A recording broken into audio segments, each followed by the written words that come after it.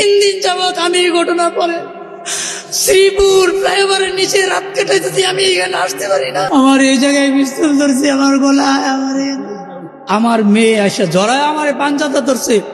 বাবা আমাকে হেফাজত করো। যে আমার সমাজে এরকম হবে কেন? গতকালকেই যেটা নিয়ে সম্মেলন করা হলো, গাজীপুরের এক ইমামকে কেন হলো? আমি তো বলবো হবে না কেন, আরো হবে। নুরু মাত্র শুরু। রাগ হয় না ওলামায়ে কেরাম, পায়ে হাত রাখি। নুরু মাত্র শুরু, বাংলা একটা প্রবাদ বাক্য আছে না, নুরু মাত্র। হবে না কেন? আপনার বাড়ির যদি বেড়াই না থাকে, দরজাই না থাকে, উপরের ছাদেই না থাকে, তাইলে চোর ঢুকলে অসুবিধা কি? চোরের কাছে তো যুক্তি আছে, ঠিক না? কি যুক্তি? বেড়াই তো নাই, দেওয়ালই তো নাই, দরজাই তো নাই, ছাদেই তো নাই, ঠিক না? আপনার জমিনে যদি কেউ ঢুকে যায় আর আপনার যদি কোনো বাউন্ডারি না থাকে, তো ও তো বলতে পারে এটা তো জমিনে বাউন্ডারি নেই, ওনার বুঝবো কি কইরা, ঠিক না? আজকে তো আমরা মুহাম্মদুর রাসূলুল্লাহর আদর্শই নেই। যদি আদর্শ থাকতো, কোন ধর্ম নিয়ে কটাক্ষ করা এটা আমার স্বভাব না, আর আমার ইসলামের অনুমোদনও না। ইসলাম অনুমতি দেয় না কারো ধর্মকে নিয়ে কটাক্ষ করা। অনুমতি দেয়? হ্যাঁ দেয়। ইসলাম অনুমতি দেয় না কোনো ধর্ম নিয়ে কটাক্ষ করা, কোনো ধর্মের উপরে আঙ্গুল উঠানো। ইসলাম অনুমতি দেয় না। কিন্তু হ্যাঁ, মুসলমানকে বলে তোমার সীমা রাখা কতটুকু। হ্যাঁ, প্রতিবেশী যদি কাফেরও হয় তো ইসলামের হুকুম আছে অতটুক সদয় ব্যবহার করো প্রতিবেশী হিসাবে, যতটুকু তুমি একজন মুসলমান প্রতিবেশীর উপরে করবে। না ভুল? না, ওলামারা মনে হয় একমত না, একমত না মনে হয়। হ্যাঁ, কিন্তু মাঝে মাঝে তো দেখি আপনারা জোশে ক্রস করে ফেলেন। কসম খোদার, এটা ইসলামের শিক্ষা। কিন্তু ইসলাম আমাকে বাউন্ডারি দিছে যে তুমি দুর্গা পূজা অনুষ্ঠানে যেতে পারবা কিনা, তুমি ওদের কোনো ধর্মীয় অনুষ্ঠানে যেতে পারবা কিনা। ইসলাম আমাকে বাউন্ডারি দিছে। তাইলে আমাদের যুবকরা এরকম লালায়িত হয়ে পড়তো না। আর ইসলামের এই দুর্দশা হতো না। শুধু আমরা নবীর আদর্শ না মানার কারণে। এক পিস আল্লাহ বানাইছিলেন, এক পিস, একটাই ডাইস বানাইছিলেন, বানায়া ভাঙ্গা ফেলছেন। একজনই বানাইছিলেন। আল্লাহ যেরকম একজন, মুহাম্মদুর রাসূলুল্লাহ একজন। আল্লাহ যেরকম আউয়াল, মুহাম্মদুর রাসূলুল্লাহ নবুয়তের ভিতরে আউয়াল। আল্লাহ যেরকম আখের, মুহাম্মদুর রাসূলুল্লাহ আখের। আল্লাহর যেরকম দ্বিতীয় নাই, মুহাম্মদুর রাসূলুল্লাহর কোনো দ্বিতীয় নেই। আল্লাহ আমাদেরকে মডেল দিছিলেন জীবন গড়ার জন্য। শেষ জায়গায় চলে আসছি। আরেকটা প্রশ্ন হতে পারে যে উনি তো চলে গেছে, আজকে 10 হিজরিতে চলে গেছে, 1300-1427 বৎসর আগে দুনিয়ার থেকে চলে গেছে। আমরা ওনার আদর্শ পাবো তো পাবো কোথায়?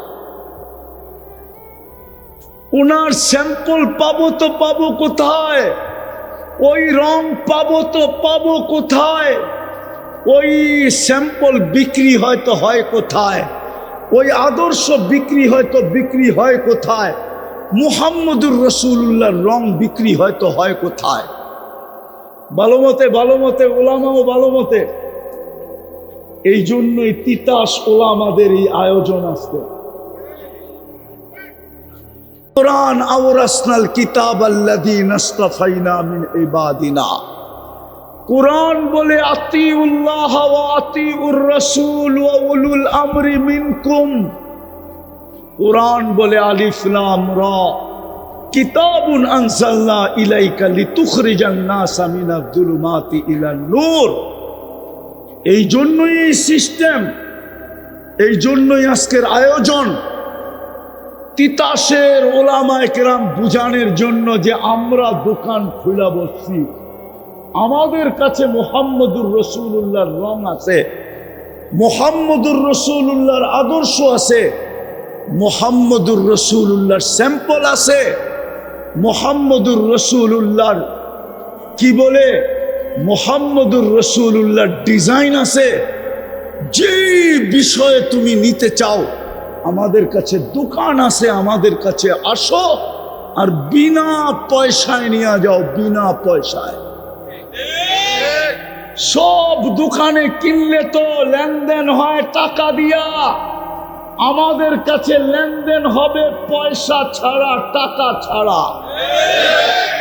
জিজ্ঞাসা করেন তিতাসের ওলামাদের কাছে আছে না নাই?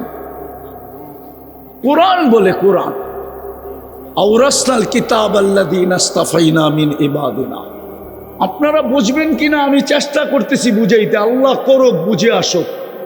কোরআনের এক আয়াতের উপরে প্রশ্ন ওঠে, সূরা ইব্রাহিমের প্রথম আয়াত, আলিফ লাম রা কিতাবুন আনজালনা ইলাইকা লিতুখরিজান নাসা মিনাজ যুলুমাতি ইলান নূর। কোরআনের আয়াত বলে নবীজিকে সম্বোধন করতেছেন আল্লাহ, বন্ধু আপনাকে পাঠাইলাম, কিতাবুন আনজালনা ইলাইকা, আমি আমার কালাম দিলাম আপনাকে, কিয়ামতের সকাল পর্যন্ত মানুষকে অন্ধকার থেকে আলোর দিকে আনার জন্য।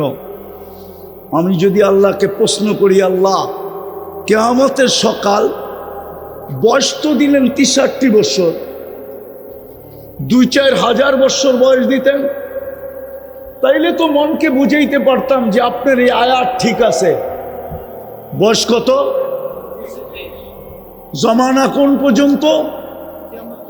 কিয়ামতের সকাল পর্যন্ত। মিলল কোনো আয়াতের কথা? মিলল? হ্যাঁ। সফর সারা দুনিয়া তো আমাদের নবী সফর করেন নাই, আরো সে গেছে আমি মানি, কিন্তু জমিনের ভিতরে তবুকের আগে সফর করেন নাই। তবুক পর্যন্ত সফর করছেন। আল্লাহকে যদি প্রশ্ন করি, সুলাইমান আলাইহিস সালামকে এরকম একটা জিনিস দিলেন যে সকালে 1 মাসের রাস্তা ঘুরে আসতো, বিকালে 1 মাসের রাস্তা ঘুরে আসতো, গুদুহা শাহরুন ওয়া রাওয়াহুয়া শাহর।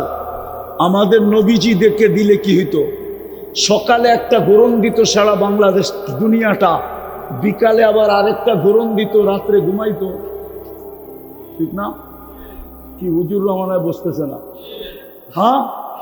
যদি আল্লাহকে প্রশ্ন করি, তা আল্লাহ আমাকে বলতেছে, বেওকুফ, যদি আমি বন্ধুকে 4000 বছর বয়স দিতাম তো তুই দোকান খুলতি করতে গা, তুই নায়েবে রসুল হইতে করতে গা, তুই আমার বন্ধুর আদর্শের দোকান খুলতি করতে গা, তোর তো সময়ই হতো না 4000 বছর। ঠিক না? না, মনে হয় বোঝেন না। তুই দোকান খুলতি করতে গা, তুই নায়েবে রসুল হইতে করতে গা। আমি বন্ধুকে নিয়ে আনিছি আমার কাছে, তোরে দোকান দিয়া দিছি, তোরে নায়েবে রসুল বানায় দিছি, তোকে ওয়ারাসাতুল আম্বিয়া বানায় দিছি। এখন দোকান তুই খুলবি, নায়েবে রসুল হইয়া তুই ঘুরবি। যদি বলি সারা দুনিয়ার সফর, কেন? দুনিয়ার এরকম কোন সীমানা নাই যেখানে আমি দোকান না সাজিয়েছি। যেখানে মানুষ আছে ওইখানে ওলামা আছে, না নাই? যেখানে মুসলমান আছে ওইখানে না নাই? আছে। হ্যাঁ। হায় হায়, আমেরিকাতে 1200-র উপরে কওমি মাদ্রাসা আছে। আমি শুই না, আমি চোখে দেখা বলতেছি। বিশ্বাস হয় না? তাহলে 10 তারিখে যায় না আমার লগে, আমেরিকার শরী কাউন্সিলের যে চেয়ারম্যান ও 10 তারিখে আসবে, 6 তারিখে আসবে, 10 তারিখে ওনার ওইখানে আমার প্রোগ্রাম। আমেরিকার সরকারি শরী কাউন্সিল, যেটা সরকারিভাবে, ওটার চেয়ারম্যান হলো বাঙালি মুফতি জামাল উদ্দিন সাহ, যাত্রাবাড়ির মোহতামেম মাহমুদুল হাসান সাহ মুদ্দাজিল্লুহুল আলীর বায়রা। উনি হইলেন আমেরিকান শরী কাউন্সিলের চেয়ারম্যান। ওনারে জিজ্ঞাসা করেন কয়েকশো মাদ্রাসা আমেরিকাতে। ইংল্যান্ডে তো মনে হয় বাংলাদেশি আছি। আমি তো ঘুরা বলতেছি, ঘুরা। হ্যাঁ, বাংলাদেশে যেরকম ওয়াজ হয়, আমি মাত্র গত সামারে ছিলাম, আপনাদের স্বাধীনতা আমি দেখি নাই।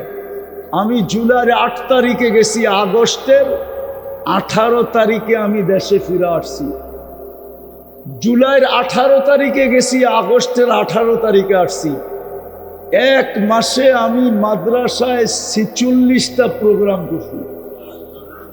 46টা না, 46 আর হলো 14, কত হয়?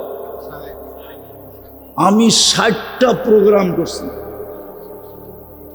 শুধু মাদ্রাসার প্রোগ্রাম।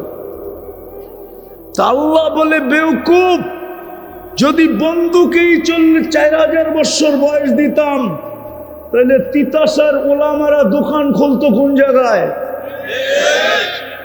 নায়েবে রসুল হইতো কোথার থেকে, দোকান খুলতো কি কইরা?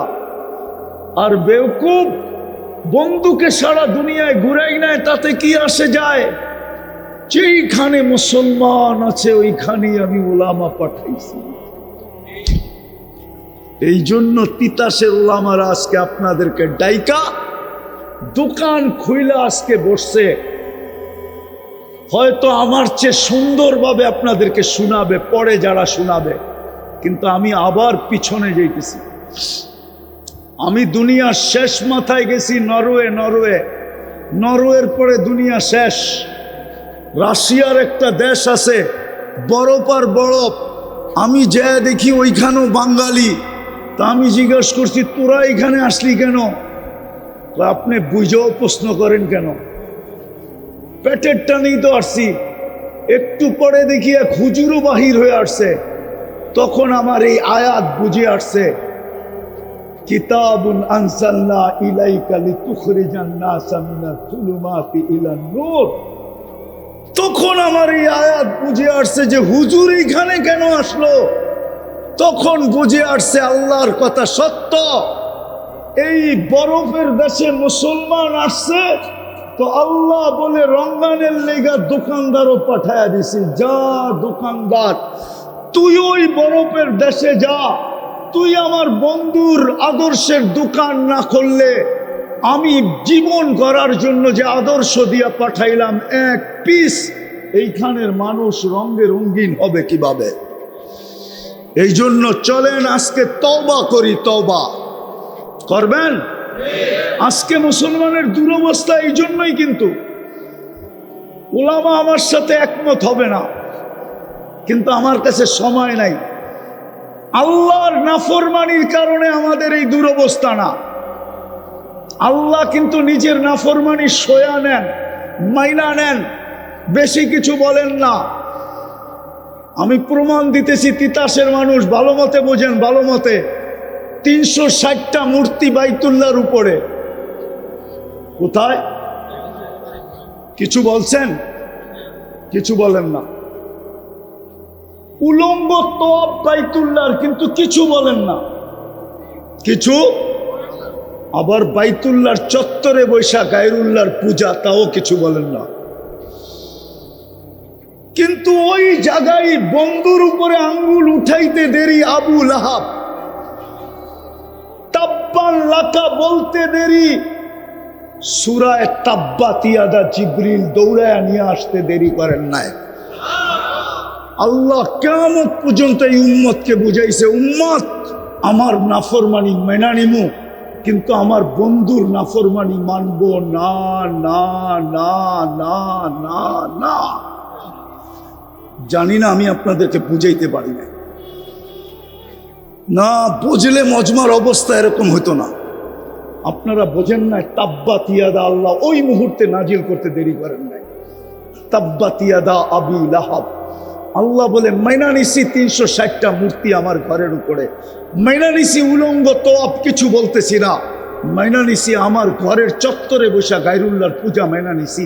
কিন্তু এটা মানবো না যে তুই আমার বন্ধুর উপরে আঙ্গুল উঠাবি আর আমি বলবো না, এটা কোনোদিন হবে না। তাব্বান লাকা বলতে দেরি, তাব্বাত ইয়াদা সূরা পাঠাইতে দেরি করেন না। বোঝা গেল আজকে মুসলমানের দুরবস্থা শুধু নবীর নাফরমানির কারণে, মুহাম্মদুর রাসূলুল্লাহর নাফরমানির কারণে। এই জন্যই ফিলিস্তিনের যুদ্ধ 2 বছর পার হয়ে 3য় বছরের ভিতরে ঢুকে গেছে। এখন পর্যন্ত আকাশ থেকে কোনো সাহায্যের নিদর্শন লক্ষণ আমরা দেখতেছি না, সাহায্যের কোনো ম্যাগের টুকরোও দেখতেছি না। অথচ ইতিহাসের পাতায় খুঁজলে পাওয়া যায় একজনের জন্য ফেরেশতা পাঠায়া দিছেন। বিদায় আমি শেষ করলাম, চলেন আজকে তওবা করি। রাজি? রাজি? বলেন আল্লাহ অতীত থেকে তওবা করলাম। নামান ওলামাদের পিছে চলা আল্লাহ রসুলের আদর্শ শিখবেন তো? পাক্কা ওয়াদা? পাক্কা? সবচেয়ে বড় আদর্শ হইল ওই যে ডাকতেছে, এর চেয়ে বড় কোনো আদর্শ নাই। পড়বেন 5 ওয়াক্ত নামাজ? পাক্কা ওয়াদা? আল্লাহ আমাদেরকে আমল করার তৌফিক দান করেন।